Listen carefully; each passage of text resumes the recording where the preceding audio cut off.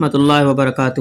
عقیدہ سیریز میں خوش آمدید۔ پچھلی قسط میں آپ صلی اللہ علیہ وسلم کے متعلق 14 عقائد پڑھے اور آج ہمارا موضوع ہے عصمت انبیاء کرام اور عقیدہ شفاعت کا بیان۔ تمام انبیاء کرام گناہوں سے معصوم ہوتے ہیں، اور معصوم ہونے سے مراد یہ ہے کہ کوئی بھی صغیرہ یا کبیرہ گناہ حضور صلی اللہ علیہ وسلم یا کسی بھی نبی سے جان بوجھ کر یا غلطی سے بھی واقع نہیں ہوا۔ اسی طرح شفاعت سے مراد سفارش ہے۔ قیامت کے دن حضور صلی اللہ علیہ وسلم گناہ گار بندوں کی اللہ تعالیٰ کے سامنے سفارش کریں گے۔ حضور صلی اللہ علیہ وسلم کو یہ فضیلت عطا ہو چکی ہے، لیکن پھر بھی اللہ تعالیٰ کے جلال اور کبریائی کے ادب کی وجہ سے آپ صلی اللہ علیہ وسلم پہلے اجازت مانگیں گے۔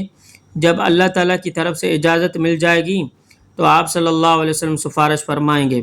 حضور صلی اللہ علیہ وسلم کے علاوہ دوسرے انبیاء کرام، اولیاء اور شہداء وغیرہ بھی سفارش کریں گے، لیکن اللہ تعالیٰ کی اجازت کے بغیر کوئی بھی شفاعت نہیں کرے گا۔ محترم ناظرین، آج ہم نے انبیاء کرام کے معصوم ہونے کا مطلب اور میدان محشر میں شفاعت کے عقیدے کو تفصیل سے سمجھا۔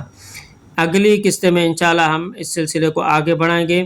اگر آپ کو یہ ویڈیو پسند آئی ہے تو اسے لائک اور شیئر ضرور کریں، اور ہمارے یوٹیوب چینل کو سبسکرائب کریں اور ہمارے فیس بک پیج کو فالو کریں۔ جزاکم اللہ خیر۔